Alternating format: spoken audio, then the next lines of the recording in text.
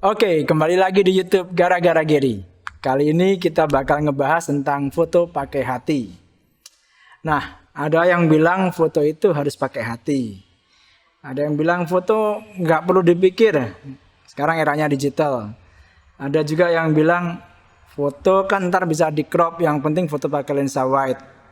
Terus ada yang bilang juga kalau foto jangan kelamaan mikir, ntar kehilangan momen. Terus saya sendiri pernah singgung bahwa di video kedua saya pernah ngomong bahwa foto itu pentingnya ngelatih mata. Nah, gimana sih seharusnya itu gimana? Buat saya pribadi semua ini berkaitan. Nah, kita bakal buka dengan satu quote dari, balik lagi quote-nya dari Henry Cartier-Bresson. Dia ngomong gini, "To take a photograph is to align the head, the eye, and the heart. It's a way of life." Jadi untuk ngasilin foto yang bagus itu harus mensejajarkan kepala, mata, sama hati. It's a way of life. Jadi keren banget ya. Ternyata kalau kita mau bikin foto, menurut si Henry Cartier-Bresson, dia ngomong harus mensejajarkan kepala, mata, sama hati. Nah, buat saya ini pas banget sih. Jadi misal gini, misalkan kita foto pakai hati aja, kita bisa kurang perhatian ke komposisi, kita bisa kurang perhatian ke segitiga exposure kita, karena kita ngerasain aja kita metrinya nggak pas misalkan. Terus kalau kita foto pakai mata aja, misalkan kita bisa kurang perhatian ke feel atau mood foto karena terlalu fokus ke komposisi. Atau mungkin kita hanya nganggap objek foto itu tanpa berpikir kreatif. Nah, contohnya nih ada di YouTube sebelumnya nih. Contoh foto yang ketika kita ngelihat baki cuman sebagai baki hantaran. Ini saya tampilin fotonya lagi buat teman-teman yang belum lihat YouTube-nya. Teman-teman bisa lihat. Jadi foto ini menggunakan properti dari baki hantaran. Kalau kita cuman foto pakai mata, kita cuman ngelihat objek foto itu sebagai baki tanpa kita pakai elemen yang lainnya, nggak pakai hati, nggak pakai pikiran tadi, kita nggak akan peka sama konsep foto seperti ini. Akhirnya kita cuma menganggap itu sebagai baki. Ada juga yang ngomong kalau misalkan gini, kalau misalkan kita cuma foto pakai pikiran aja, kita bisa kehilangan momen. Kenapa? Karena momen itu kadang terjadi sepersekian detik. Di YouTube sebelumnya ada yang nanya, gimana sih di menit ke-8 sekian kemarin itu gimana caranya foto, apakah itu diatur atau itu decisive moment. Nah, buat saya pribadi, saya jelasin tuh di situ, buat saya pribadi penting buat kita bisa sigap, karena momen itu decisive moment. Momen itu cuma terjadi sepersekian detik. Jadi gimana caranya kita udah siap sebelum momen itu terjadi. Nah, pertanyaan adalah gimana cara mensejajarkan pikiran, mata, sama hati. Nah, buat saya, orang kalau mau foto itu urutannya tuh gini. Jadi kita lihat pakai mata dulu. Kalau menarik mata kita, baru kita pikir komposisinya. Baru kita pikir cerita yang mau disampaikan itu apa. Nah, setelah pikir juga misalkan lensa yang mau dipakai apa, framingnya seberapa, semua itu harus dipikir dulu, baru dirasain. Kalau feelnya udah dapet, baru kita pencet shutter. Jadi gitu. Jadi saya ulang sekali lagi ya buat teman-teman yang harus ingat.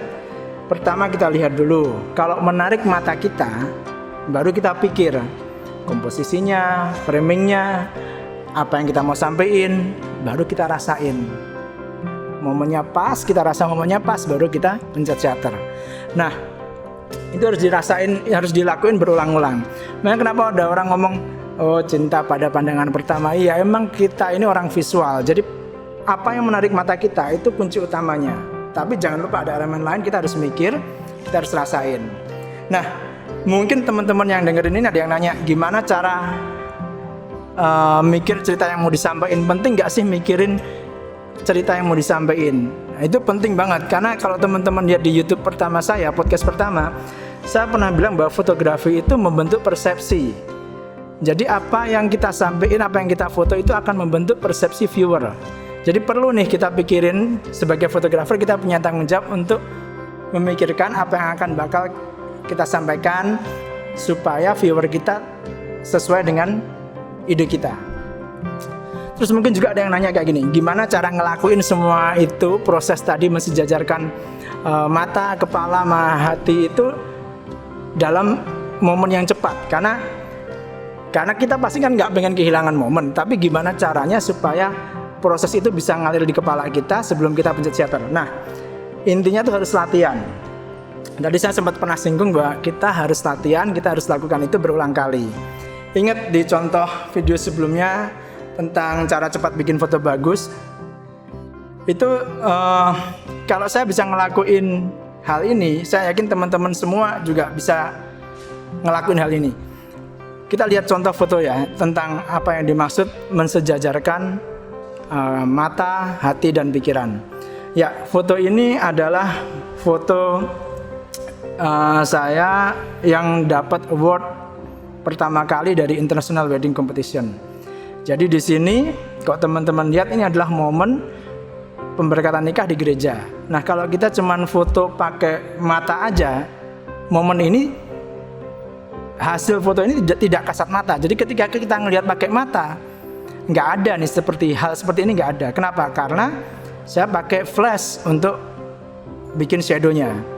Nah, alasan kenapa kok bisa tercipta foto ini, karena saya ngelihat pertama pencahayaan di dom di gereja Katolik ini bagus banget. Saya ngelihat ambience-nya ada warna Kelvinnya bagus banget, agak biru-biru dikit yang cahaya yang nerobos ke kaca-kaca ini.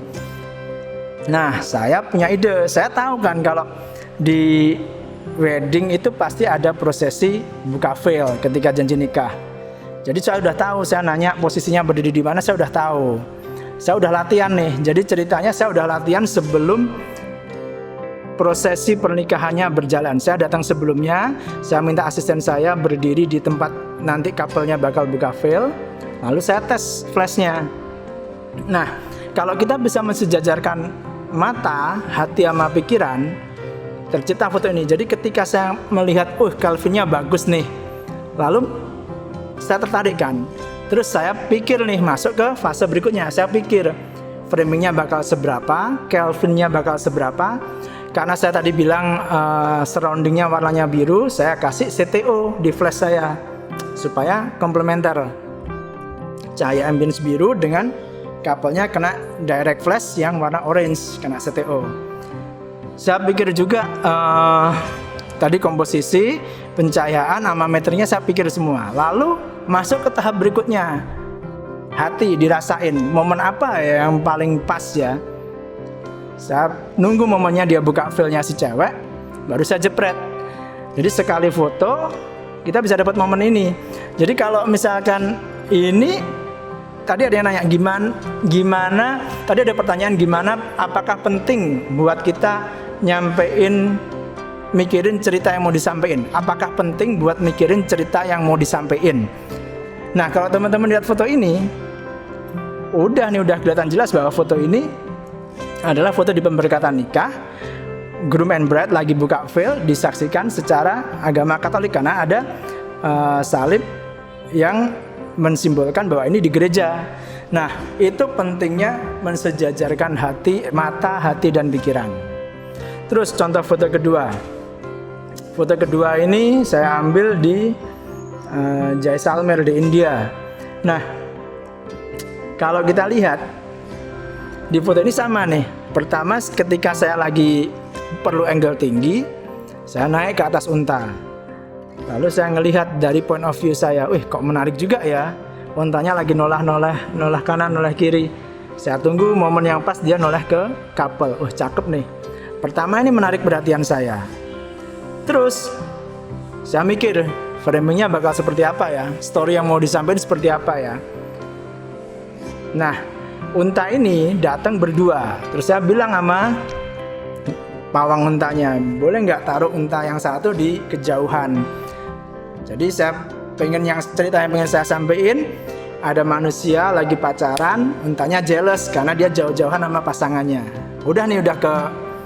Udah kebayangkan framingnya seperti apa, ceritanya yang mau disampaikan seperti apa. Tinggal saya rasain, tinggal saya nunggu momen untanya yang di belakang lagi buang muka, unta yang di depan yang saya naikin lagi noleh ke couple. Nah, dua foto ini adalah proses mensejajarkan mata, pikiran, sama hati. Buat teman-teman yang nggak melakukan proses ini, apakah bisa dapat foto seperti ini? Mungkin bisa, tapi itu faktor lucknya bisa jadi lebih gede daripada apa yang udah di-plan gitu. Jadi, nah gunanya podcast kali ini supaya teman-teman bisa antisipasi momen, tapi tetap dapat foto secara kreatif gitu. Nah, kalau kita ngelakuin proses ini secara berulang-ulang, lama-lama tuh nggak akan terasa capek. Dan ketika kita foto, akan ngalir. Jadi kayak sebelum foto udah bisa punya bayangan, oh ceritanya seperti apa, framingnya seperti apa, lensa yang mau dipakai berapa, kita udah bisa bayangin gitu. Nah, pesan saya buat teman-teman, ingat, ketika mau foto, lihat pakai mata, temukan yang menarik, pikir komposisinya, pikir meteringnya, pikir semuanya secara teknik, baru kalian rasain. Ketika udah nemu rasa yang pas, kalian feel-nya cocok, kalian pencet shutter. Oke, itu video kali ini. Terima kasih buat teman-teman yang udah nonton. Jangan lupa subscribe, jangan lupa klik tombol notif. Kita akan ketemu di video berikutnya. Thank you.